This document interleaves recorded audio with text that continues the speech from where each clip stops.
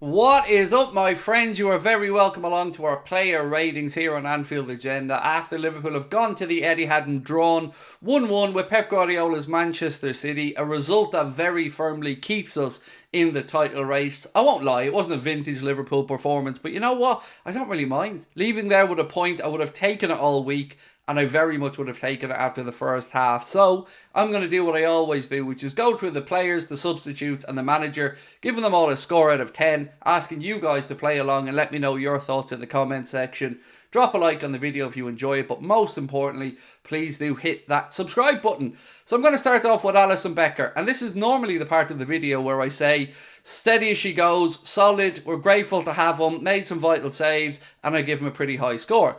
Today, still all of those things, still grateful we have him, still our saviour, but wasn't really great today. Was a little bit weak under the high ball on occasion, certainly slipped for their goal, and look, that can happen to anybody. He just didn't seem like his brilliant best today, but you know what? He has more than enough grace in the bank to put in an average performance. So I've given Alisson a score today of 6 out of 10. Moving on though, we move to this man, Trent Alexander-Arnold. Gary Neville gave him the Sky Man of the Match. You guys voted him the Anfield Agenda Man of the Match, and I have no argument about that whatsoever. Sometimes in these games where you're not at it, you need that moment of brilliance. You need that bit of magic. Usually we turn to Mohamed Salah or Darwin Nunz, but today it was our vice-captain, Trent Alexander-Arnold, with a rocket of a goal, a beautiful strike.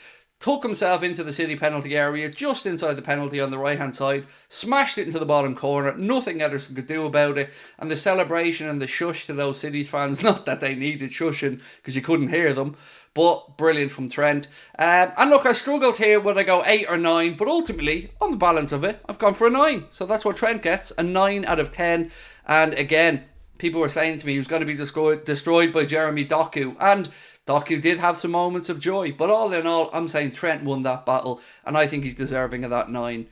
Now we move across to Joel Matip. I thought all of our defence today was very good. All of them. Joel was probably the pick of the bunch for me, outside of Trent, of course, who had his attacking prowess, but every time this dude got on the ball, he made something happen. Aerially and defensively, he was solid. No qualms whatsoever about giving this man a very healthy score of 8 out of 10, and very well deserved for Joel. Moving on now to his centre-back partner, Mr. Virgil van Dijk. Again, very good today from Virgil. No nonsense, no chances taken. I was a little bit annoyed at how much space Haaland had without anybody closing him down for the goal. But other than that, I thought in the big moments we defended really well, and Joel and Virg were a big part of that. So I'm going to give Virg, say, not quite the same, but give him a score of 8. Not the same as Trent. He does get the same as a centre-back partner, but I think a very deserving A for Big Virg. Now this gentleman, Kostas Tsimikas, you know what? Sometimes you have to give your credit where it's due.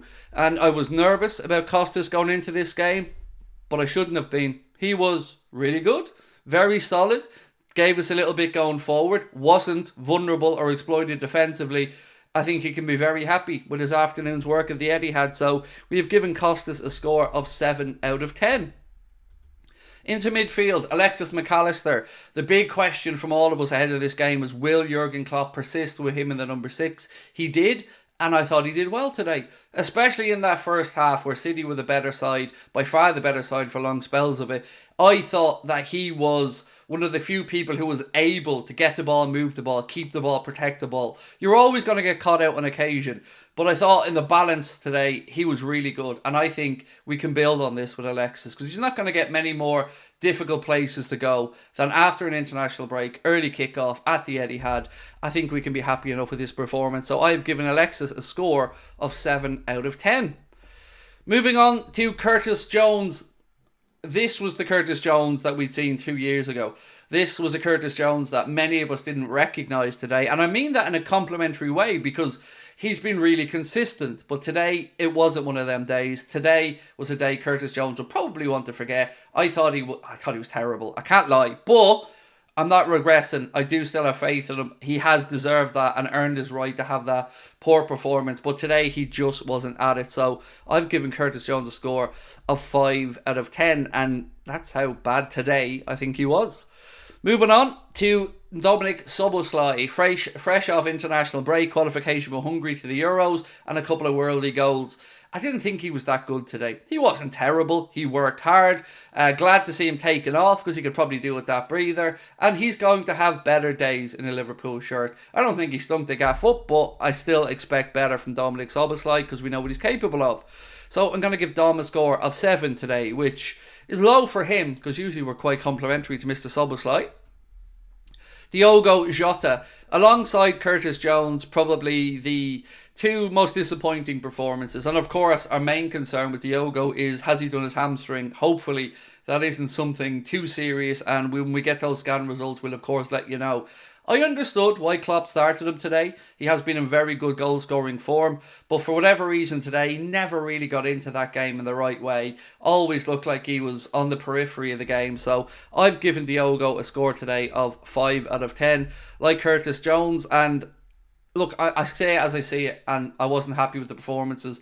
Don't take this as anything other than one performance from Jota and Jones. But I think I'm being fair in the scores I've given them. So 5 for Diogo.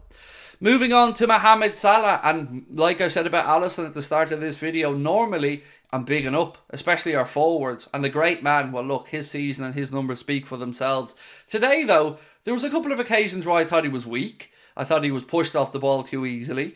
I thought he was too obvious in his directness of his running, and he always wanted to get inside to that left foot, and that pisses me off at times. But the plus side from Mo, I love the slide rule passes he's finding into Darwin. His work rate will always be there. His tracking back is there. Just today, I just thought he was lacking a little bit of fight. Maybe he's a bit fatigued, I don't know. But he wasn't at his brilliant best today. And again, that's okay. Our forwards bailed us out many times. He will be the hero many, many occasions going forward. But today, I've given Mo a score of 6 out of 10. Moving on to Darwin Nunz. Look, he didn't really have much to feed on today. He worked hard. He had a good header in the first half that forced Ederson into a good save.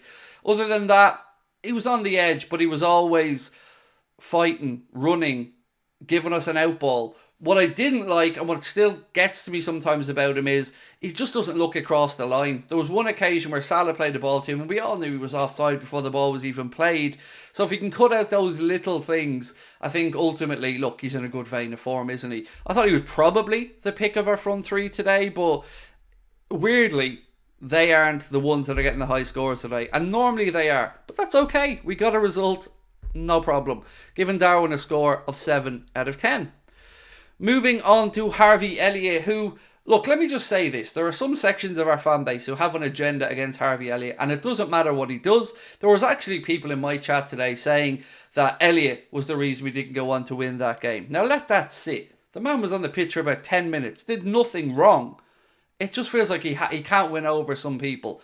I very much appreciate Harvey Elliot. Jurgen very much appreciates Elliot. And today it was difficult to give him too much of a score because he wasn't on for that long. So I've given him a 6 out of 10 because, again, less than 10 minutes. Didn't really do too much, but certainly did nothing wrong. Moving on to Ryan Gravenberch. Very rarely will I give a substitute player a pretty high score. But again today, I thought he made a big difference to that team when he came on. He is now surely established as an absolute guaranteed, bona fide, nailed-on starter each week. And he's been brilliant since he's come to the club. I don't really have much else to add to that. He's just really good. Giving him a score of 8 today, which, as I said, is quite unusual coming from the bench. Moving on to Cody Gakpo. Probably feel a little bit unlucky not to have started the game. There was a couple of us, myself included, that thought maybe he would have started in that Curtis Jones position, kind of left side of midfield, just behind the attackers. But came on. Again, didn't really do too much right or wrong either way, but it's just good to see him get more minutes as he's coming back from that lingering injury that he had. So we'll give him a score today of 7 out of 10 for Cody Gakpo. Nothing too dramatic.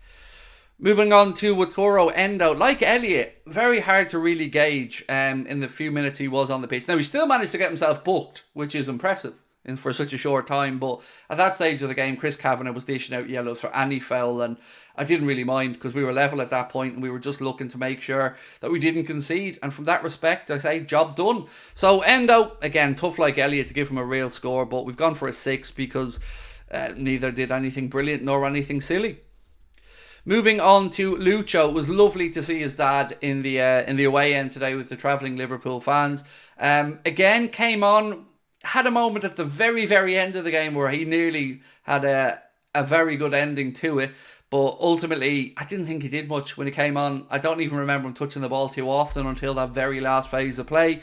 So with that in mind, and look, understandable with everything he and his family have been through, going to give Lucho a score of 6 out of 10.